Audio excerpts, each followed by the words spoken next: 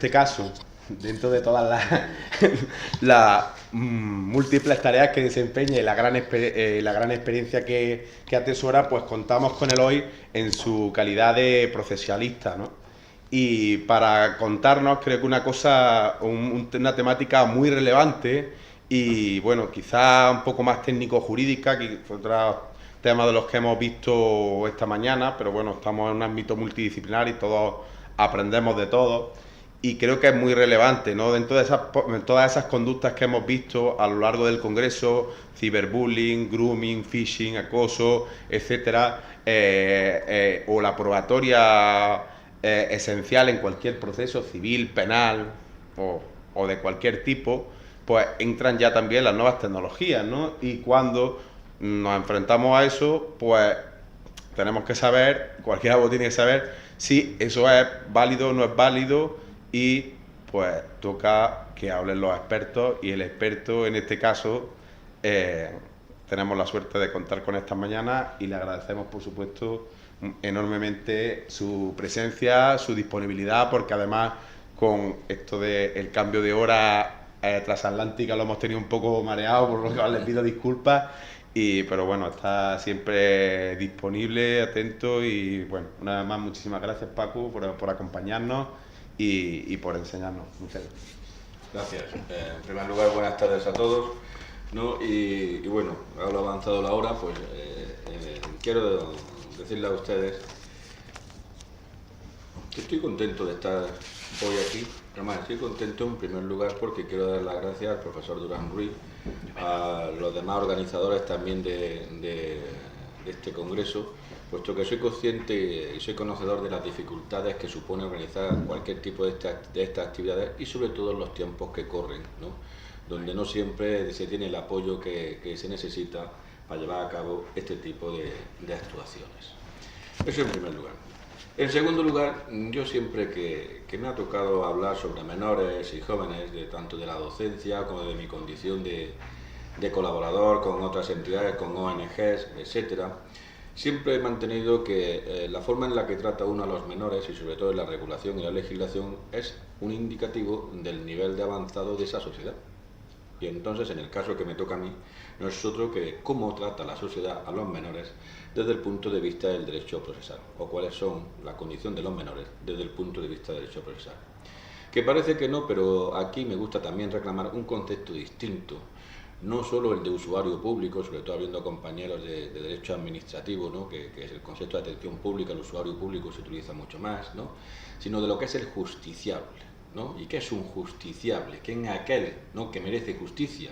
No porque sea imputado o acusado de una cosa, sino que merece justicia también aquel que pide la justicia y la demanda. Claro, en todo este tránsito de cuestiones nos vamos hoy a detener un poquito en una cosa que yo creo que interesa tanto a los que somos del entorno jurídico, y también me consta que hay en la sala pues compañeros del ámbito educativo, ¿no? Es decir, vamos a dedicar a lo que es la búsqueda de la verdad, porque en definitiva lo que estamos buscando aquí es la verdad. Y la verdad en el sentido en que la establecía, Carneluti. Entonces, hay que primero partir de que no existe ninguna duda de que una sociedad digital como que es la actual tiene una dimensión específica en el ejercicio de la función jurisdiccional y del proceso, y sobre todo en lo que se refiere a la admisión a la práctica y la valoración de la prueba. Sin duda ninguna, existe actualmente una muy deficiente regulación legal. Se constata también en el legislador que los tiempos y los ritmos de las nuevas tecnologías no se acompasan con la actividad del legislador, y se generan distintos problemas, tanto estructurales como de orden práctico. Por lo tanto, lo primero que habría que tener en cuenta es que tenemos que delimitar un concepto de lo que sería prueba o documento electrónico. En segundo lugar, deberíamos delimitar cómo este concepto, cómo la prueba, el documento electrónico, se incorpora al proceso civil o al proceso penal, y cuáles son las matizaciones que existen en la incorporación al proceso civil o al proceso penal. Y cómo se hace esto respetando los derechos fundamentales, que es el marco donde tiene que funcionar todas estas actuaciones dentro del proceso jurisdiccional, si uno quiere que ese proceso jurisdiccional sea un proceso conforme al artículo 24 de la Constitución española. Primero, entonces, una definición de prueba, Y aquí tengo una definición de prueba que yo creo que es una definición muy concreta, muy sistémica, muy breve, y yo creo que es una definición que comprendemos todos, ¿no? Que se vendría a ser: la prueba es la actividad procesal de las partes, de demostración, las partes se intentan demostrar, y del juez, que lo que hace el juez es verificar que eso es así, ¿no? Por la que se pretende lograr el convencimiento psicológico del juzgador acerca de la verdad de los datos alegados en el proceso. Eso es la prueba. Fíjense ustedes aquí ya que no estamos hablando de la verdad, aquí estamos hablando de la verdad judicial, ¿no? No nos vamos a entrar en filosofía ahora, ¿no? Porque existe la verdad judicial, existe la verdad de los hechos, existe una verdad objetiva, existe una verdad subjetiva, y la verdad es un concepto, ¿no?, que está en construcción. Aquí estamos hablando de la verdad judicial, y por lo tanto la verdad judicial es la que dice el juez. El juez es el que determina lo que es cierto o lo que no es cierto. ¿Y cómo lo hace? Con las alegaciones que hacen las partes, ¿no?, en el proceso. Claro, si seguimos avanzando, y esto es la prueba, ¿y qué es una prueba electrónica? Entonces, en este caso. Y sobre prueba electrónica encontramos en nuestro país, pues, bueno, un amplio espectro de terminología. Así se puede hablar de soporte informático, prueba instrumental, prueba por medio reproductivo, prueba audiovisual, prueba por documento electrónico, documento electrónica, multimedia, procesal electrónico, absolutamente, ¿no?, alrededor de cerca de 40 términos, ¿no?, lo que vamos a encontrar para referirnos a la prueba electrónica. Claro, esto ya es una dificultad. Por lo tanto, vamos a ver qué dice el legislador y dónde concreta esto en el legislador. Y el legislador concreta el concepto de prueba electrónica en el artículo 5, apartado 3 de la Ley 59/2003 de firma electrónica. Y así dice que el concepto de documento electrónico es, o se considera documento electrónico, la información de cualquier naturaleza en forma electrónica archivado en soporte electrónico según un formato determinado y susceptible de identificación y tratamiento diferenciado. Así lo establece sin más. Con la promulgación de la Ley 59/2003 de firma electrónica, la regulación de la Ley de Enjuiciamiento Civil quedó ampliamente superada. Quedó absolutamente obsoleta, a pesar de que la Ley de Enjuiciamiento Civil es solo de tres años antes. Y esto porque el artículo 3.8 de esta Ley de firma electrónica señala y habla de prueba electrónica o documento electrónico como el soporte en que se hallan los datos firmados electrónicamente serán admisibles como prueba documental en juicio. No más, ¿no? Pero aquí incorpora el concepto de firma electrónica. No queda todavía entonces fijada la regulación legal ese concepto de documento electrónico, prueba electrónica, qué es la prueba y qué sería el medio electrónico. Y por lo tanto habría que remontarse a la decisión del Consejo, la decisión 630 del 2002 del Consejo de la Unión Europea de 22 de julio, una decisión que está relativa a la policía, a la cooperación policial y judicial en materia penal, que en el marco del programa AGIS de la Dirección General de Justicia establece el concepto de documento electrónico y lo supera, y así sí hace esta decisión una diferenciación entre lo que sería la prueba electrónica y lo que sería el medio de prueba electrónica. Y dice en concreto que prueba electrónica será la información obtenida a partir de un dispositivo electrónico o medio digital el cual sirve para adquirir convencimiento de la certeza de un hecho. Y medio de prueba electrónico son los soportes técnicos que recogen la prueba electrónica. Ya distingue entre la prueba electrónica y el medio electrónico. Nosotros, en definitiva, sí creo que podemos definir la prueba electrónica o soporte electrónico como la información que se contiene en un dispositivo electrónico a través del cual se adquiere el conocimiento de un hecho controvertido mediante el convencimiento psicológico, bien al fijar este hecho como cierto o atendiendo a que lo establezca así una norma legal. Pero bien, dicho esto sobre la aproximación a un concepto de prueba electrónica, esa indefinición, la referencia a la decisión del 2002 y cuál es la regulación concreta que tenemos en nuestro país sobre prueba electrónica, documento electrónico. En nuestro país lo primero que tenemos que decir es que, aunque no existe una regulación concreta y específica, esto no significa que no haya regulación. Sí existe regulación. Tenemos el 229-230 de la Ley Orgánica del Poder Judicial, tenemos el 299, 300, 323, 382 y 384 de la Ley de Enjuiciamiento Civil, y también nos son de utilidad para esta cuestión el 707, el 731, 743 y 788 de la Ley de Enjuiciamiento Criminal. Es decir, existe ¿no?, determinada regulación. Vamos a ver ahora qué deficiencias plantean o qué no plantean. Pero antes de entrar en la prueba civil y la prueba penal, sí tenemos que distinguir, y es una distinción clásica esta, entre lo que son las fuentes de prueba y lo que son los medios de prueba. Porque las fuentes de prueba son ilimitadas, pero los medios de prueba no son ilimitados. Los medios de prueba son por lo que se permite el acceso al proceso de las fuentes de prueba. Y esta distinción sí hay que tenerla clara. Son fuentes los elementos probatorios que existen antes del proceso y con independencia del proceso. El documento, los soportes electrónicos, los testigos y los medios de prueba son las actuaciones judiciales por las cuales las fuentes se incorporan al proceso. La fuente es un concepto extrajurídico, metajurídico y adjurídico. La fuente existe con independencia que se llegue a realizar o no en un proceso, mientras que el medio cobra sentido en relación con el proceso. Las fuentes preexisten al proceso, mientras que en este solo se practican los medios. La fuente, en definitiva, es lo sustantivo, es lo material, y el medio es la actividad. Esto que parece ahora que sea un tanto complejo, que es la distinción entre el concepto de fuente de prueba y el concepto de medio de prueba, se tiene que aplicar o se tiene que proyectar sobre cada una de las pruebas. Por ejemplo, en el caso español, en la prueba de reconocimiento judicial, la fuente es el lugar, la cosa o la persona que se reconoce. ¿Y cuál es el medio? El medio es la actividad de percepción judicial. ¿De acuerdo? En la prueba pericial, la fuente es la cosa, la materia o la persona que se somete a la pericia, en tanto que el medio de prueba es el dictamen de los peritos. En la prueba documental, fuente de prueba es el documento en sí, y el medio de prueba es la aportación del mismo al proceso. Y en el interrogatorio de partes, la fuente es la persona y su conocimiento de los hechos, y el medio de prueba es la declaración de esta persona en el proceso a través del interrogatorio que se lleva a cabo.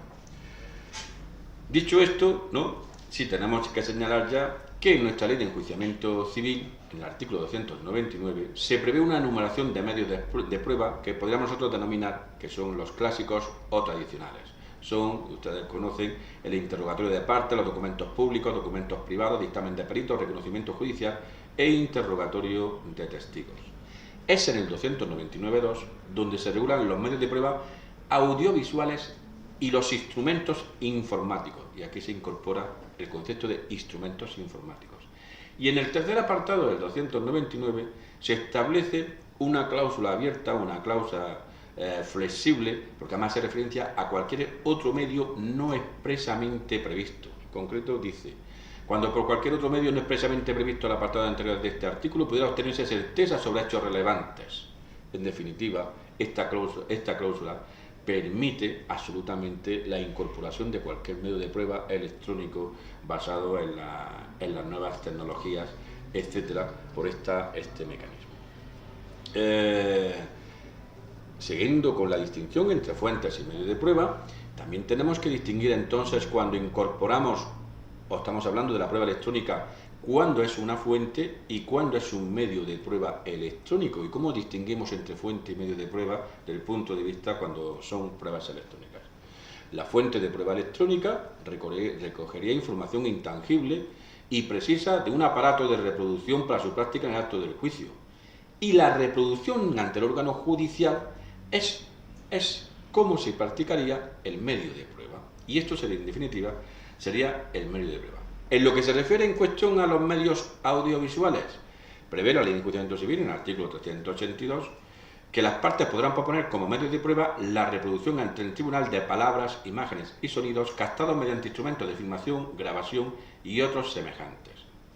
Permite también este precepto que la parte pueda aportar una transcripción escrita de las palabras contenidas en el soporte de que se trate y que resulten relevantes para el caso. En definitiva, y en lo que se refiere a la prueba por medios audiovisuales, la fuente de prueba serán las palabras, las imágenes y el sonido, y la prueba es la reproducción ante el tribunal de las palabras, de las imágenes y del sonido. Ahora sí, ya entramos en lo que es la prueba electrónica en el proceso civil. Ya hemos hecho referencia al artículo 299.2, cuando habla de los medios de reproducción de la palabra, el sonido y la imagen, e instrumentos que permitan archivar y conocer o reproducir palabras, datos o cifras y operaciones matemáticas llevadas a cabo con fines contables o de otra clase relevantes en el proceso. Ven ustedes, el precepto no es en absoluto breve, ¿no? Y en su expresión, en el precepto en cuestión, coge todo, absolutamente todo, ¿no? Pero lo primero que tenemos que detenernos en este artículo, que es básico, naturalmente, en el proceso civil, es que se habla de medios de reproducción de la palabra, el sonido y la imagen, que han de ser relevantes para el proceso. Si no son relevantes para el proceso, no se incorporan al proceso. Y los distingue estos medios de los instrumentos que permiten archivar y conocer o reproducir palabras, datos o cifras, también exigiendo, en este caso, que también sean relevantes para el proceso. Esta regulación permite el acceso al proceso civil de cualquier información que proceda de un soporte tecnológico. El medio de prueba no es el soporte tecnológico, sino la información que se contiene en el mismo. La prueba, para que sea válida, se ha de practicar con unas garantías mínimas. Y aquí por eso es importante el reconocimiento judicial, la prueba pericial y la prueba documental. Y también, por último, el legislador prevé en estos casos una documentación desarrollada respecto de los demás medios probatorios. A esta cuestión, ¿no?, a esta regulación, que como hemos visto el precepto, coge todo, pero es una regulación deficiente. Es una regulación deficiente porque deja prácticamente muchas cuestiones, además de un interés de primer orden, al análisis jurisprudencial. Y a esto también habría que añadir otra serie de confusiones en las que incurre el legislador y también lo traslada a la normativa. No sabe distinguir, no hace una distinción correcta entre instrumentos audiovisuales e instrumentos de archivo, por ejemplo, o por ejemplo la simple ubicación de lo que se refiere a la prueba electrónica en su ubicación sistemática en la ley de enjuiciamiento civil también es errónea, porque incluso hubiera sido admisible que la ubicación de la prueba electrónica hubiera estado detrás, no ya de la prueba documental, o con la prueba documental, que hubiera sido su espacio correcto en la ley, sino posteriormente a la prueba pericial en cuestión. Bien, ¿cómo se accede, por lo tanto, los medios de prueba, cómo acceden al proceso? Lo primero que tenemos que hacer en esta cuestión es identificar el medio de prueba a través del cual las nuevas fuentes acceden al proceso. Para esto es importante tener en cuenta una cuestión que no es otra que el test, se conoce como el test de admisibilidad. Son tres elementos necesarios del test de admisibilidad, es decir, la integridad, la autenticidad y la licitud. Es decir, la integridad, que el soporte que se presente no haya sido alterado. La autenticidad, es decir, la constatación de la realidad del sujeto al que se atribuye y del contenido que se refleja. La licitud, es decir, que se haya obtenido esta prueba electrónica con el debido respeto de los derechos y libertades fundamentales. ¿De acuerdo? Esto es cómo los medios de prueba acceden al proceso. Han de pasar primero el test de admisibilidad. Y ahora entonces, ¿cómo lo hacemos con las distintas pruebas que se establecen en el proceso civil? En el interrogatorio de partes y testigos se pueden incorporar al proceso sin ningún tipo de problema a través de las pruebas personales. Es decir, si a un sujeto que está en el procedimiento, ¿no?, admite el sujeto que él fue el autor de ese correo electrónico, no hay discusión, se admite por la vía de interrogatorio sin ningún tipo de problema. Lo mismo que sucede con el interrogatorio de testigos. El interrogatorio de testigos en cuestión se valorará con la fórmula del artículo 376 de la ley de enjuiciamiento civil, que son la sana crítica. Esto con respecto al interrogatorio de las partes o de testigos. En caso de que se trate de la prueba documental, pues en caso de que se trate de la prueba documental, habría que ver si un correo electrónico, un email, es un documento que en vez de aparecer en formato electrónico, aparece recogido en formato papel, aparece recogido en formato electrónico. Y se puede incorporar entonces este correo electrónico como un documento privado, un documento público o como un documento multimedia. ¿Cómo se está haciendo esto? Pues como un documento privado consiste en que el sujeto imprime el correo electrónico o hace una captura de pantalla y lo aporta en el procedimiento. ¿De qué depende la validez de este correo electrónico incorporado al proceso como una prueba documental? Pues de la posición de la otra parte. Si no se impugna por la otra parte, el valor de prueba asumida. Que se impugna, tiene el valor de prueba plena. Si por el contrario se impugna, habrá que entonces entrar a concretar la veracidad, no la certeza del correo electrónico. En definitiva, ¿se puede aportar un correo electrónico por vía de prueba documental en el proceso civil? Sin duda alguna. La validez del proceso dependerá si existe oposición o no oposición en esta cuestión. Otra forma de incorporar el correo electrónico como prueba, pues como documento público. En el caso del documento público, se suele hacer, además que es lo que se suele hacer en la práctica, ¿no? En la práctica de tribunales, se puede hacer de dos maneras. Por un lado, se puede solicitar un acta de protocolización. Uno imprime el correo electrónico y le pide al juez que pida al fedatario público su protocolización, en este caso concreto, y se incorpora después al proceso. La otra parte puede impugnar el correo electrónico. También puede uno pedirle al fedatario público, al notario, que sea el notario el que se conecte y navegue a través de la red. En definitiva, lo que se pide al notario es que se persone en el lugar virtual. El notario se incorpora en el ordenador, ¿no?, a la página web, a la bandeja de entrada de correos electrónicos, y entonces en este caso es distinto que el acta de protocolización.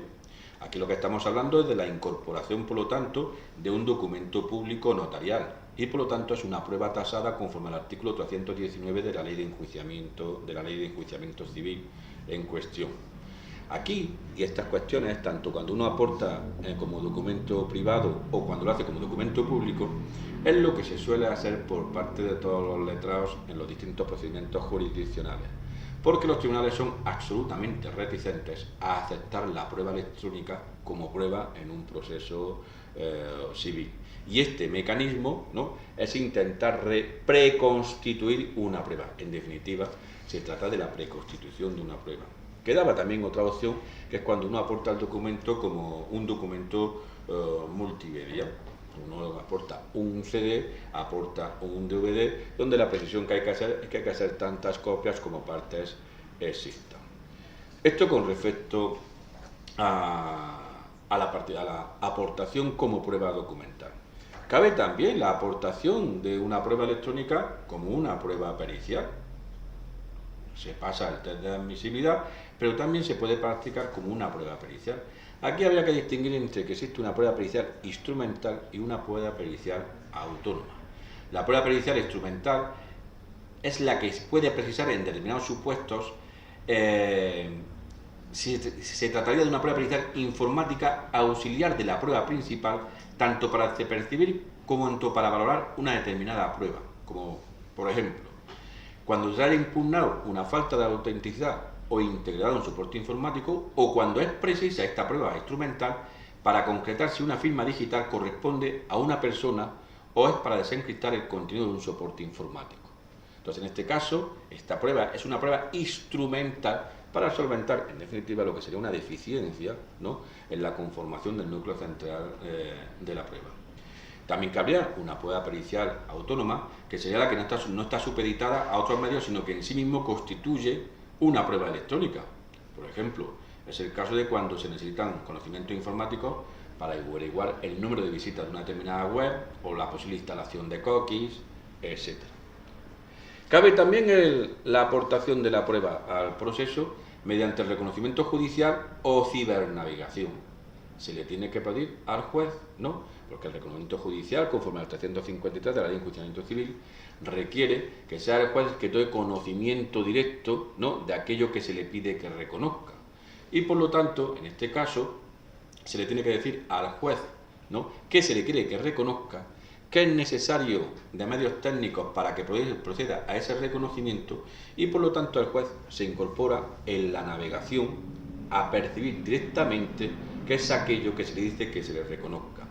En esta cuestión en concreto, lo que no existe es la valoración directa, qué tipo de valoración es la que hace el juez en este reconocimiento.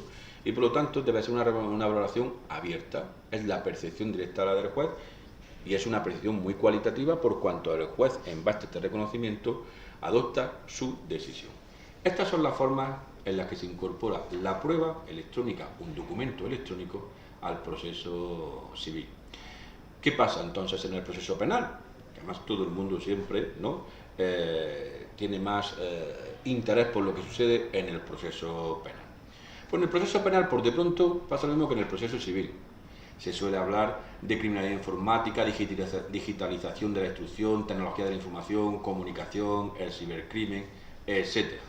Pero la expresión, ya sea de documento electrónico o como pasa en el proceso penal, que siempre se habla de nuevas tecnologías, siempre hace referencia a una misma realidad. ¿Cuál es esta realidad? Pues es la fuente de prueba derivada de la evidencia electrónica. El modelo procesal español, ya lo conocen ustedes, la investigación se encomienda a los cuerpos y fuerzas de seguridad del Estado, la dirección de la investigación al Ministerio Fiscal y el control de la instrucción al juez, salvo en el caso del proceso penal de menores, en el que esta instrucción la tiene asignada el Ministerio Fiscal. ¿Cuáles son las funciones asignadas al órgano jurisdiccional? Pues la adopción de medidas restrictivas de derechos, la revisión del ejercicio de la oportunidad del Ministerio Fiscal, la resolución de recursos planteados por las partes y la adopción de decisiones sobre las actuaciones. La investigación, en definitiva, en un proceso penal, es el conjunto de actos encaminados a averiguar la existencia de un hecho conocido que tuviera apariencia de delito, de sus circunstancias y de sus posibles autores. En una investigación, en una instrucción de un proceso penal, pues lo lógico, lo normal en muchas ocasiones, lo que se produce es la incautación de equipos informáticos y de dispositivos de almacenamiento de datos.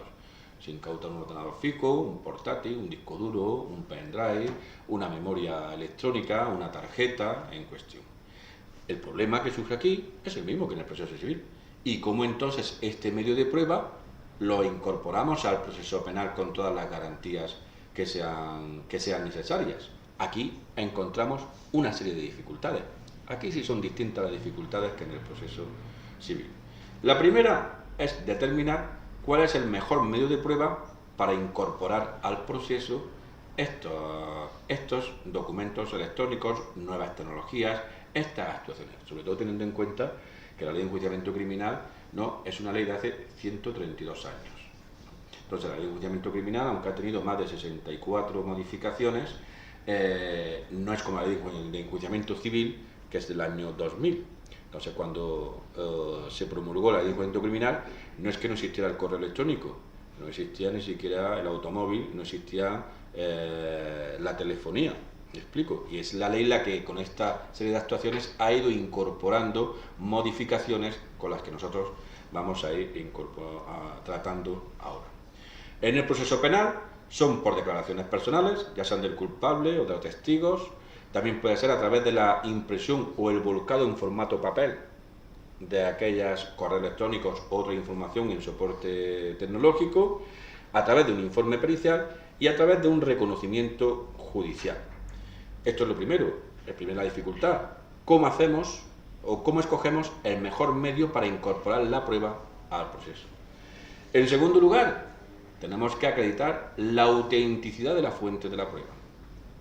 En la instrucción se deben de adoptar las medidas necesarias para que las fuentes de prueba, en el caso que nos ocupa derivadas de las nuevas tecnologías, se incorporen al proceso en el mismo estado en que se obtuvieron, sin que sufran alteraciones o manipulaciones que puedan poner en riesgo o en duda la autenticidad o integridad de las mismas.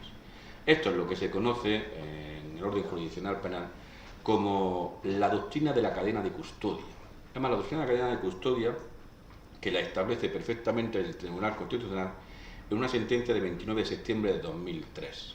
Entonces ya dice aquí el Tribunal Constitucional cuáles son los pasos y los elementos que permiten decir que la cadena de custodia se ha respetado y por lo tanto la prueba es válida, porque es auténtica y porque es íntegra. Y si alguno de estos elementos que establece el Tribunal Constitucional no existe, la prueba no es válida en el proceso penal. Como tercer problema, tendríamos el análisis pericial de los contenidos de los archivos electrónicos. En este análisis es una pericia que se centraría en la fuente de prueba y cuyo objeto, cuya finalidad, es, primero, con esta prisa, garantizar la autenticidad de la prueba electrónica, es decir, que se trata de la misma fuente de prueba, y el segundo, concretar que no ha sido alterada o manipulada dicha prueba. Son los tres tipos de problemas que nos encontramos aquí. Bien, pues vamos a entrar entonces nuevamente con el documento electrónico como prueba en el proceso penal. ¿Cómo se incorpora un documento electrónico en el proceso penal? Aquí en este caso sí tenemos el Código Penal, que en este caso sí que es del año 1995, algo más reciente en esta cuestión. Y en el artículo 26 es donde se establece el concepto de documento electrónico.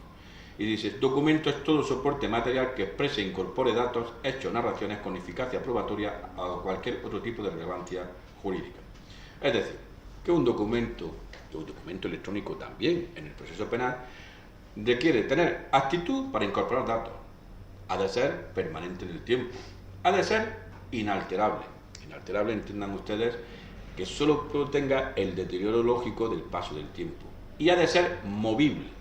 Por lo tanto, por ejemplo, una inscripción en un edificio no estaría dentro del concepto de documento. El concepto de documento, de todos modos, si quieren ustedes tener una referencia jurisprudencial, en la sentencia del Tribunal Supremo de 19 de abril de 1991 establece el concepto de documento en lo que sería el orden jurisdiccional penal. Nos debemos de plantear si el documento electrónico podría ser considerado documento a los efectos de servir de prueba en un proceso penal. Es decir, si el documento electrónico como fuente de prueba puede acceder al proceso a través de lo que es la prueba documental.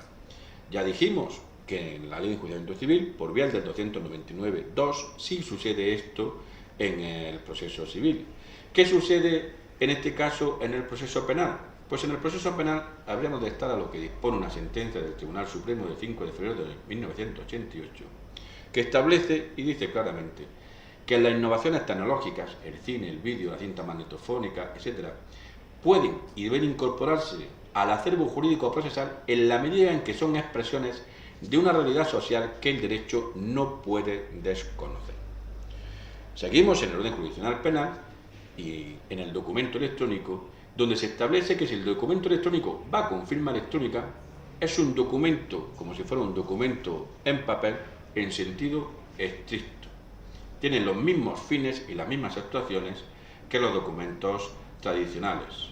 Es decir, sería como si constara en soporte papel, contiene un mensaje que está escrito en un idioma o código determinado y puede ser atribuido a una persona determinada en calidad de autor.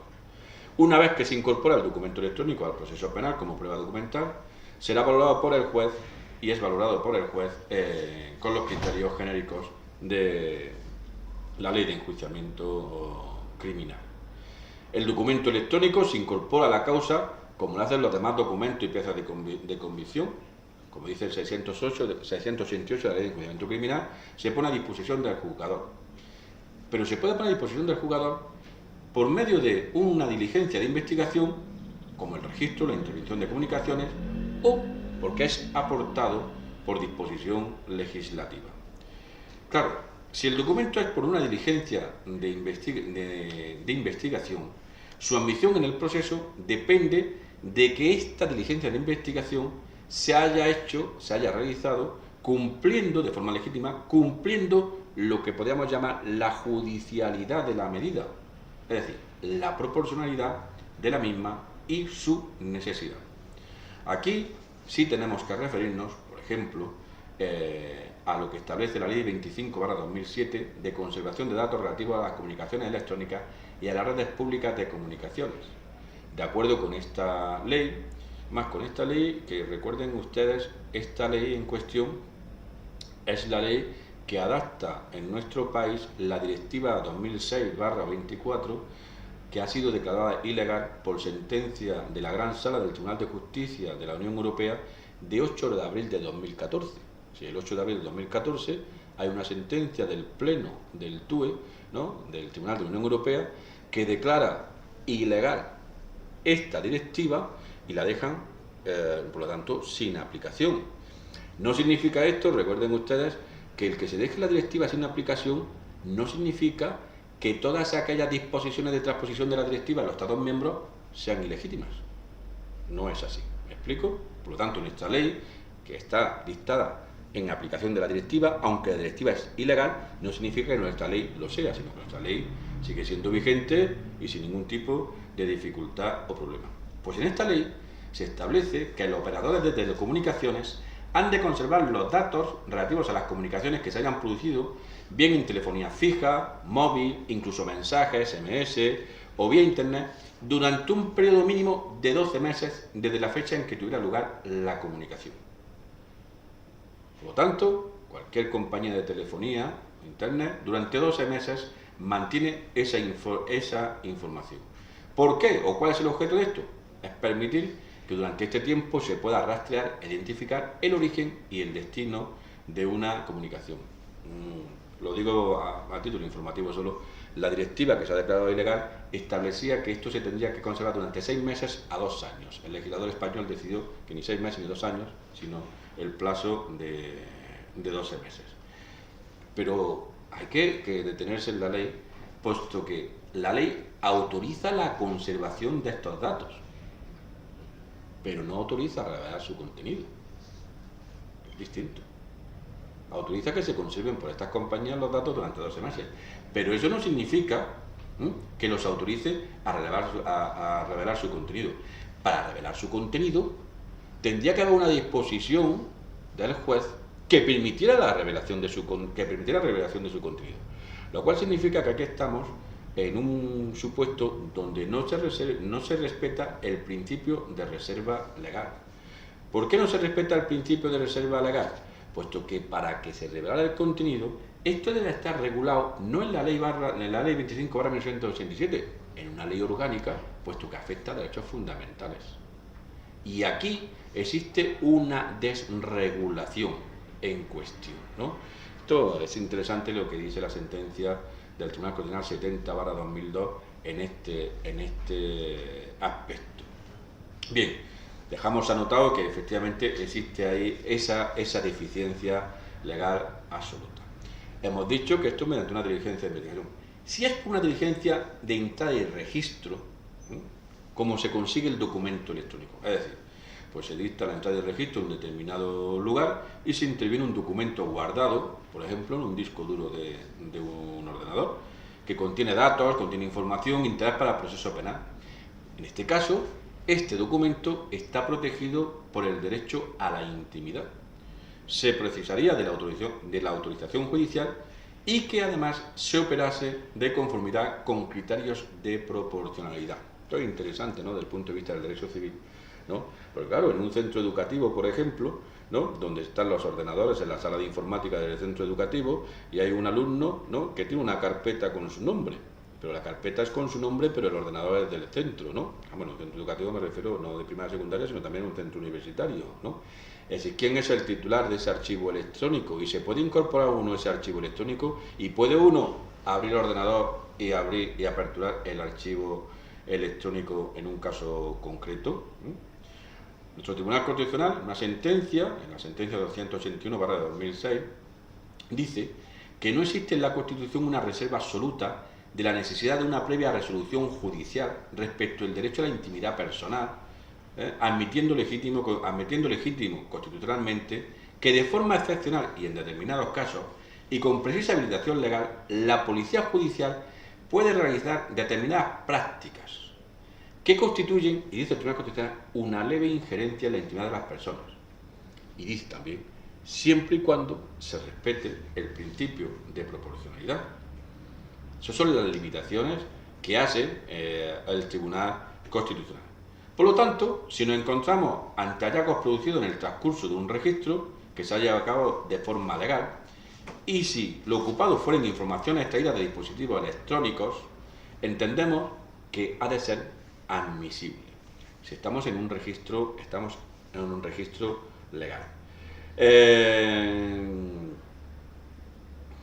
No sería necesaria, lo que se hace en estos casos, ¿no?, en la ejecución del registro, es ocupar, lo que se entiende, lo que se dice, ocupar dichos soportes en razón de la utilidad que tiene.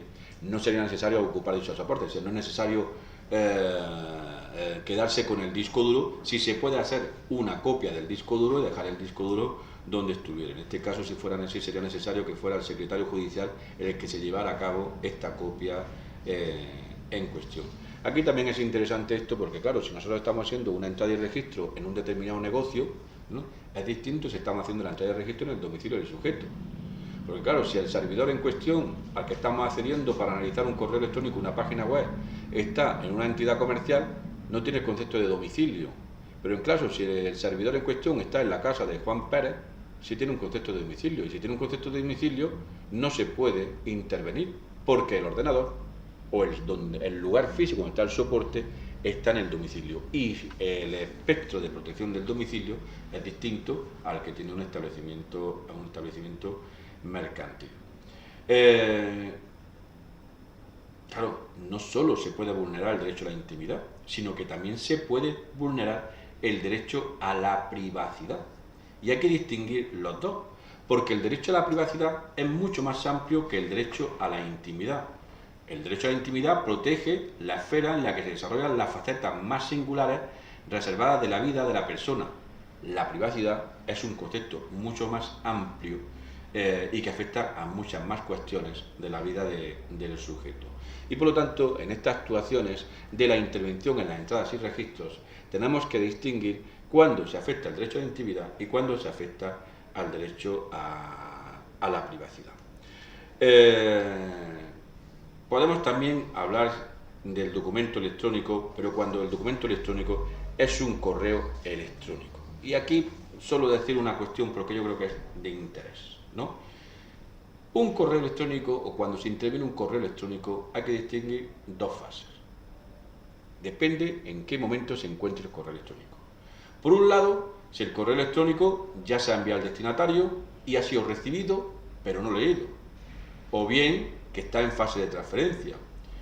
O bien que su interceptación supone, en este caso su interceptación, supone la aplicación de la normativa correspondiente al secreto de las comunicaciones. En estos supuestos, se ha enviado al destinatario y lo ha recibido, pero no lo ha leído, o lo gasta uno el correo electrónico en su transferencia. En otro caso, en los casos de los correos electrónicos que no han sido enviados, o los que ya han sido enviados, recibidos y leídos, se hayan almacenado en el disco duro del ordenador, en estos casos lo que se afecta es el derecho a la intimidad. Es un espectro distinto de intervención, ¿no?, cuando lo que se refiere es el secreto de las comunicaciones y el derecho a la intimidad. Bien, vamos a suprimir en lo que se refiere aquí la aportación de la prueba en la fase de instrucción y en la fase del juicio oral, por razones de tiempo, no por otra cuestión. Y sí decir que hay que reunir algunas de las formalidades que se establecen en lo que se refiere a la garantía de autenticidad e integridad en la incorporación del soporte informático. Estas formalidades que habría que cubrir sería la necesaria intervención de un perito, puesto que el perito es el que determina que la información que se contiene en el soporte informático es la misma que la que se contiene en el soporte papel, cuando se hace la transcripción.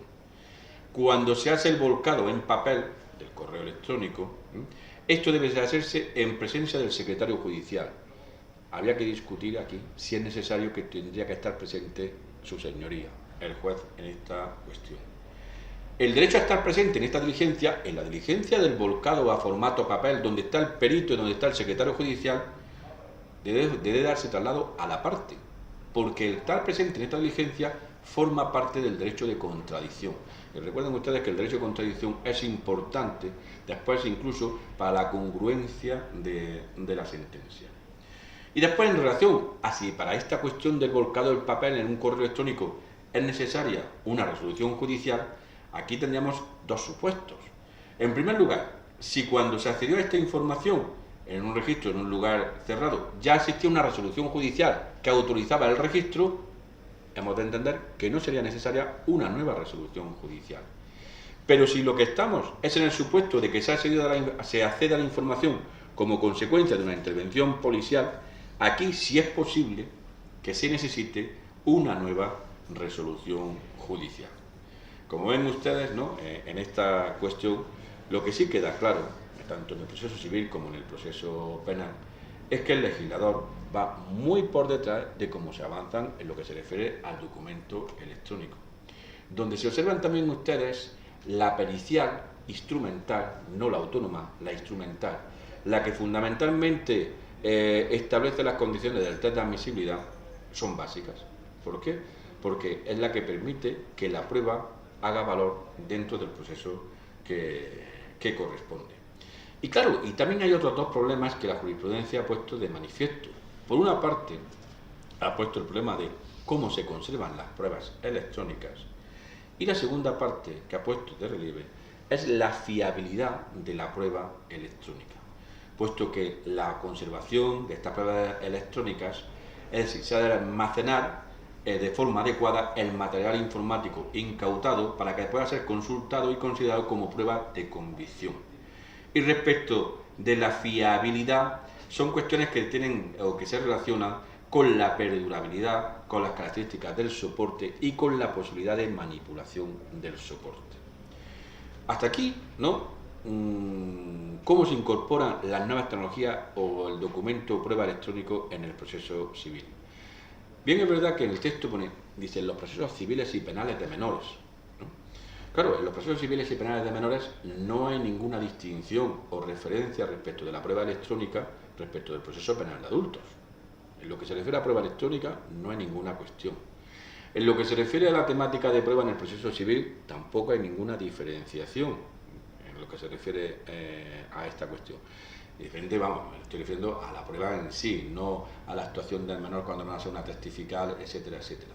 Donde sí existe diferenciación es en el proceso penal de menores respecto de la prueba en cuestión.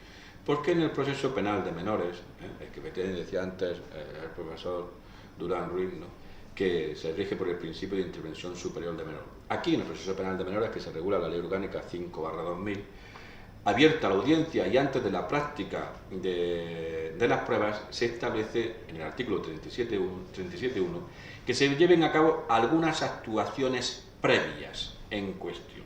Algunas actuaciones previas en cuestión.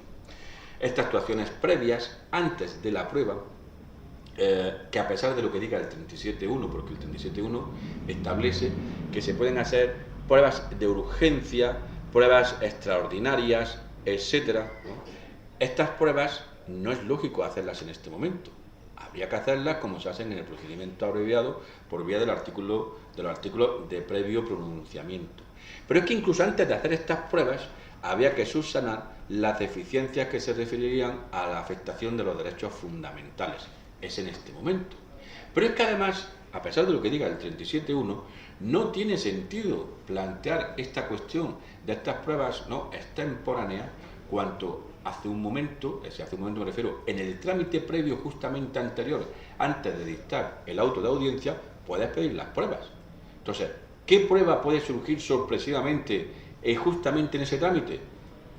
Es difícil de entender, es difícil de considerar que pudiera surgir alguna prueba en esta cuestión. Incluso este artículo 37.1, porque todo está en el 37.1, permite que se pueda plantear la tesis, la equivalente a la tesis en el proceso penal de adultos, donde el juez puede proponer otra calificación para la medida en cuestión. Pero claro, esto habría que hacerlo no antes de la realización de las pruebas, sino después de la realización de las pruebas. No se entiende que pueda ser antes de la realización de las pruebas. Y claro, superado este trámite del 37.1, se practica la prueba en la audiencia en el proceso penal de adultos, lo equivalente al juicio oral en el proceso penal de adultos, que se rige por el principio de contradicción, el de inmediación, pero en este caso no por el principio de publicidad. Porque en este caso, en el proceso penal de menores, cede el principio de publicidad por interés superior del menor. Y por lo tanto, en la prueba que se practica en el proceso penal de menores, en la audiencia en cuestión, este principio no sería de aplicación. En el acto de la audiencia, por lo tanto, se practica la prueba, se toma también el conocimiento de lo que dispone el equipo técnico y por último, el juez oye al menor dejando la causa vista para la sentencia. Ven ustedes, hay unas apreciaciones específicas y una diferenciación en el 37.1 respecto al proceso penal de adultos, no con connotaciones sobre el tema de prueba electrónica o documento electrónico. En fin, esto es un resumen muy compacto, ¿no? Porque entiendo que en este tiempo pues hablar de la prueba civil, la prueba penal, ¿no? Las nuevas tecnologías en la prueba, intentar incorporar al final un pequeño matiz en el proceso penal de menores, pues puede resultar un poco complejo, un poco complicado. Pero bueno, por lo menos espero haberles dado algunas pinceladas, algunas visiones de lo que supone esto para el justiciable. Y vista la hora que es, pues dejamos unos minutos por si alguno de ustedes quieren hacer alguna pregunta o quieren hacer alguna reflexión sobre esta cuestión. Profesor Monastiano. Pues, ante todo, felicitarle por su ponencia, que ya hace un pequeño comentario con la matización que usted ha hecho efectivamente entre procedimientos de mayores y de menores. Por ejemplo, me viene a la memoria los procedimientos ante los juzgados de violencia sobre la mujer respecto al procedimiento de los juzgados de menores, y es que respecto a los mayores ha sido frecuente que se buscan amenazas vía SMS, una vía acudir con el móvil ante el secretario judicial para que levantase fe pública, y la otra vía acudir igualmente con el móvil ante el secretario público, en este caso un notario, bueno, el secretario judicial también ante el secretario público. Pero recientemente me ha comentado un compañero de comisión, que es por cierto notario, que habían recibido una circular, me imagino que sería del Consejo General de Notariado, donde les decían que recomendaban que los notarios no levantasen testimonio del contenido de los SMS porque se creaba una situación de indefensión a la parte contraria. Me comentaba que no es que era una circular de carácter obligatorio, pero sino más bien como una especie de recomendación. Y era simplemente comentar ese matiz que hace poco me acabo de entrar. No, es que la verdad es que en esta dinámica, por eso he puesto yo al principio también los ejemplos de los correos electrónicos, los SMS, los MMS, ¿no? Y todas estas cuestiones. Entonces, ¿qué hacen los letrados fundamentalmente? Los letrados saben que tú pueden llegar a un órgano jurisdiccional y que directamente el órgano jurisdiccional coja y acepte la prueba electrónica. Entonces, ¿qué hacen los letrados? Pues directamente lo que hacen es, o lo imprimen ellos y lo hacen como prueba privada, pero lo que hacen todos es justamente el acta de protocolización. Van al notario, porque claro, cuando el notario da fe, eso es una prueba, un documento público. Y entonces la otra parte, lo que se encuentra en el proceso civil, es un documento público. Y tiene que atacar el documento público. Claro, si ataca el documento público, no puede atacar lo que dice el notario, porque el notario ha dado fe de que o ha navegado, bueno, en el acta de protocolización, que esto es equivalente a aquello que me presentaron, o que ha navegado y ha visto esta cuestión. No se puede atacar la actuación del notario público, habría que atacar, ¿no?, el contenido real, ¿no?, de aquella prueba. Pero claro, tiene que atacarlo como una prueba de documento público. En ese sentido, hay que decir que es un ardid. Por eso decía yo que además hay una sentencia en concreto del Tribunal Constitucional, donde lo que dice el Tribunal Constitucional es que los letrados, es decir, que las partes lo que están haciendo en este caso es preconstituir pruebas. La otra parte, a la parte que perjudica, por lo tanto, la incorporación del correo electrónico, se encuentra mirada. ¿Por qué? Porque tiene que hacer un plus de esfuerzo que no debería de hacer. Dicho diabólicamente, ¿no? Es decir, vamos, es como si la otra parte, la parte que se ve afectada por la aportación de ese correo electrónico, ¿no?, también cogiera, llegara un día y dijera: tome usted declaración, señor notario. Y mi declaración entonces era documento público. Entonces ahora tienen ustedes que atacar el documento público. ¿Me explico? Entonces, un ejemplo forzadísimo, ¿no?, pero vendría a ser en este caso. No es de sorprender que la Dirección General de Notariado haya hecho esta recomendación en este sentido, porque efectivamente yo soy de la opinión de que incorporar, la verdad es que preconstituir una prueba, ya sea de documento privado como documento público, ¿no?, es vaciar de contenido lo que es la prueba electrónica, porque tú al final lo que estás haciendo es ese documento electrónico lo estás metiendo en otro soporte, le estás poniendo otro traje, ¿no? ¿Y por qué es eso?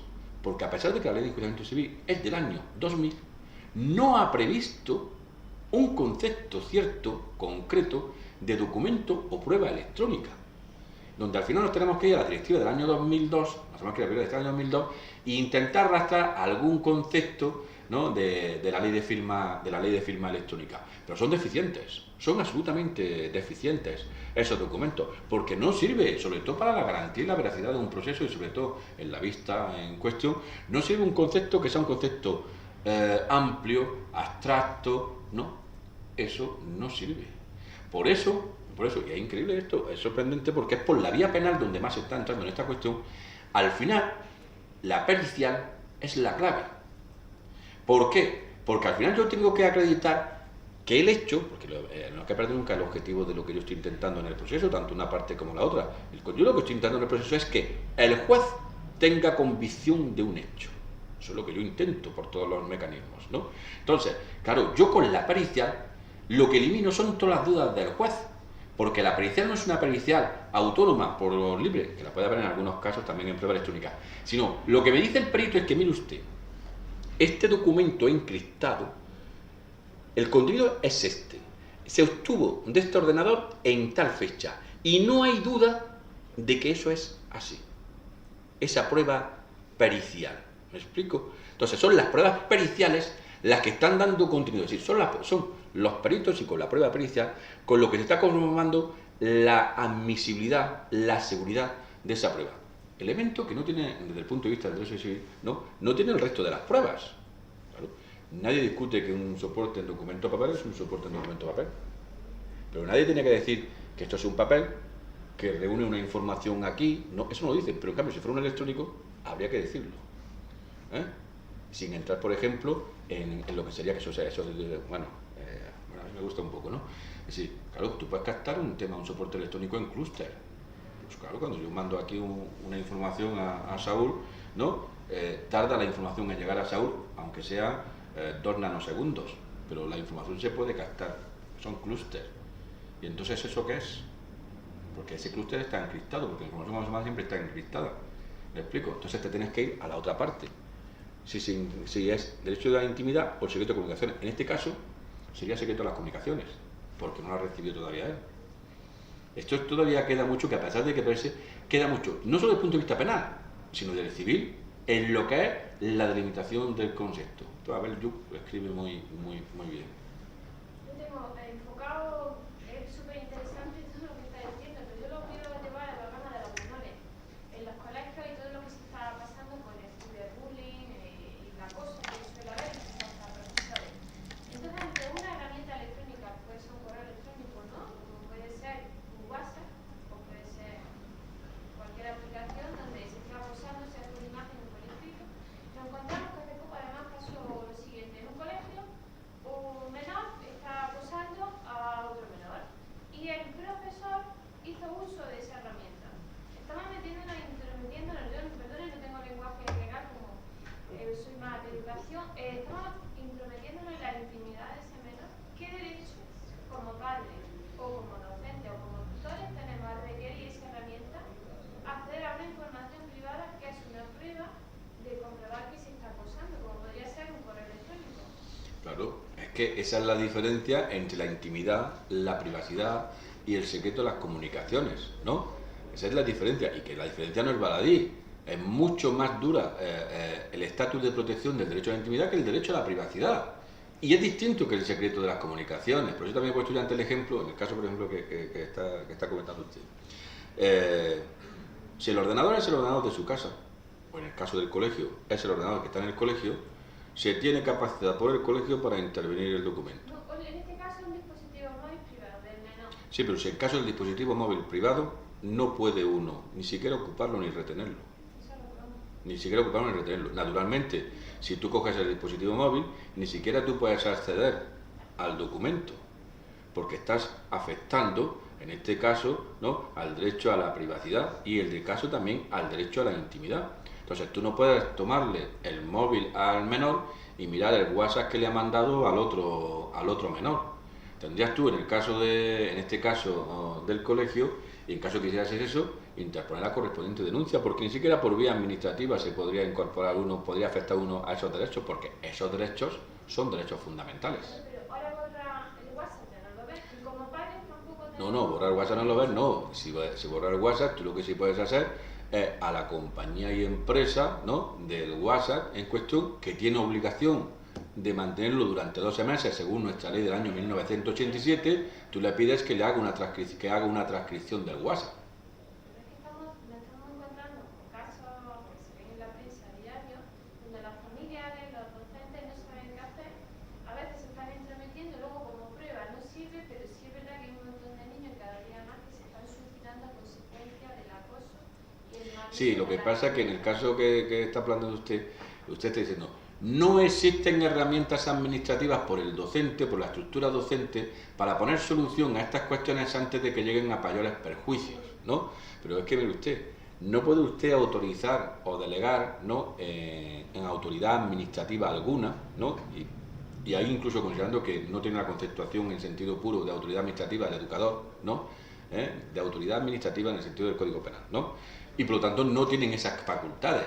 Fíjese usted también que le he hecho yo comentario ante una sentencia también del Tribunal Constitucional que venía a decir, en el caso en determinadas excepciones se permite incorporarse siempre que las injerencias sean leves, y con el debido criterio de proporcionalidad. Esto no está establecido en ninguna norma, esto es una cosa que dice el Tribunal Constitucional para intentar salvar algunos supuestos como los que plantea usted. ¿Me explico? ¿No? Es decir, por esa vía jurisprudencial. Pero no hay que perder que de todos modos los tribunales son tribunales garantistas y por lo tanto cada vez que se afecta el derecho a la intimidad, el derecho a la privacidad, el derecho al secreto de las comunicaciones, ¿no?, se va a requerir de una resolución judicial. Cabe la excepción de, claro, si le han dado instrucción a la policía judicial para que lleve a cabo una investigación, pueden solventar esa intromisión ilegítima, pero porque ya hay una resolución judicial. Si no, no es posible. Es que en redes sociales se está mencionando, no sé si conoce que por fecha 7 de mayo, unos días, por primera vez en España, creo que con otro caso, se ha creado un juicio y condena pionera por insultar en redes sociales casi contra Cristina Cifuentes. Sí, pero no es que sea esta sentencia de Cristina Cifuentes en este caso. Este delito existe de hace un tiempo largo ya. Lo que pasa es que nadie lo ha puesto en marcha. Es decir, a veces los tipos penales, ¿no?, cuando se actúan los tipos penales, sobre todo en el proceso penal, se actúan y se flexibiliza, ¿no?, o se generaliza el bien jurídico protegido. Esta es la primera sentencia de un delito que ahora se ha puesto en marcha. Es decir, que es un delito que ahora ha considerado no solo la acusación, la defensa, sino fundamentalmente el juzgador, que dentro de ese tipo penal cabrían actuaciones como las que están apareciendo, en este caso de Cristina Cifuentes, y las que están apareciendo en otra serie de circunstancias. ¿Me explico? ¿No? Pero eso existe, no es ninguna novedad, eso existe ya desde hace unos años. ¿Qué pasa? Eso pone de manifiesto la primera de las conclusiones o reflexiones que hacía yo, en el sentido en que el legislador va absolutamente descompasado con las nuevas tecnologías, absolutamente descompasado, pero no el legislador nacional, el legislador europeo también va descompasado, ¿no? Es increíble que hoy, a fecha de 2014, se haya dictado, ¿no?, la primera condena por unas características como las que usted plantea, ¿no? ¿Por qué? Porque esto está sucediendo no de ahora, ¿no? El mobbing, el cibergrooming, ¿no?, el bullying y los aspectos del bullying con las nuevas tecnologías, donde esta tarde, por ejemplo, habrá una comunicación de la compañera de Sandra Jiménez Arroyo en ese sentido. Eso es de primer nivel, donde ya también ahora doctrinalmente se están especificando cuáles son las cuestiones del cibergrooming, ¿no?, o cuáles son las cuestiones. Pero claro, esto hay que verlo no solo desde el punto de vista del derecho sustantivo, sino esto cómo se hace valer dentro del proceso, porque al final el que dicta la resolución judicial y por lo tanto tiene capacidad de imponer el ius puniendi es el juez.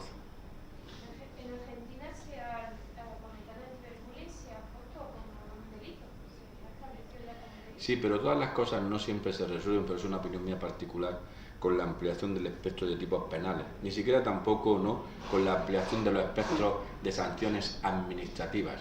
No es necesario inventar un tipo penal, hay tipos penales actualmente que dan cobertura a esta cuestión.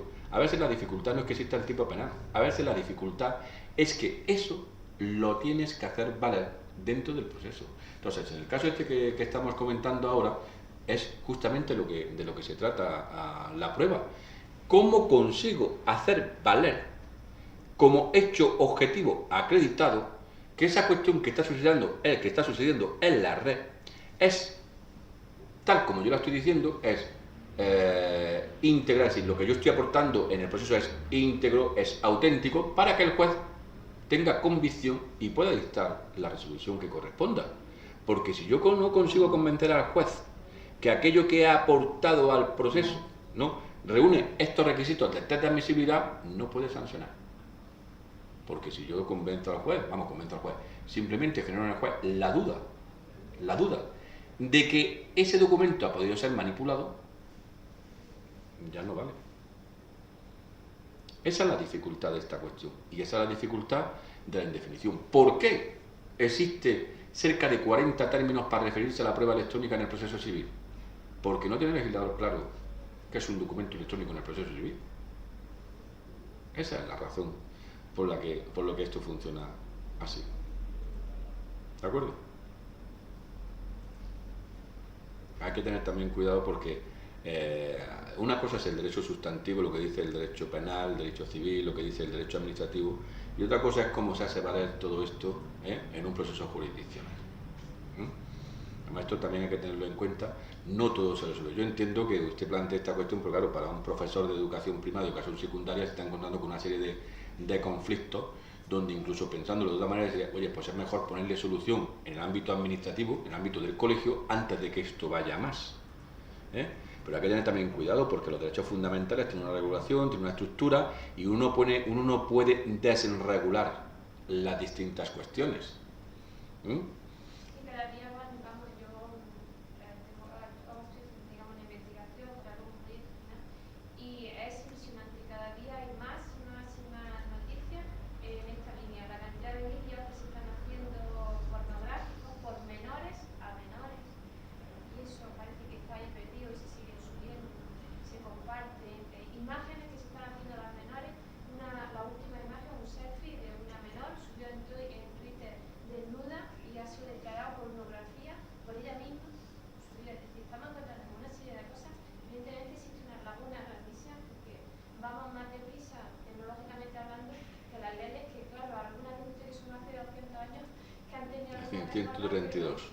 Pero es tremendo, ¿no? Es decir, vamos avanzando muy rápido, pero las leyes no siguen. La educación por desgracia falta mucho. Eso es así.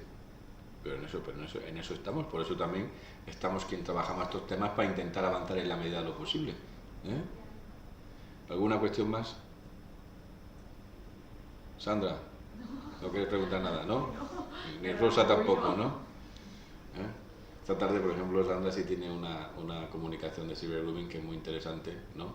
Y en esto de las nuevas tecnologías, Rosa va a ser también una comunicación sobre juicios paralelos, ¿no?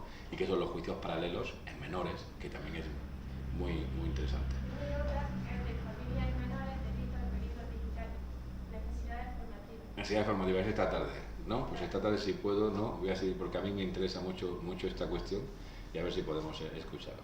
Pues si no tenéis ninguna pregunta más, pues agradeceros toda la asistencia a pesar de estas horas, hoy viernes, ¿no? Pero en fin, nos queda ya solo esta tarde, ¿no?, para acabar esto y poder disfrutar. Muchas gracias a todos.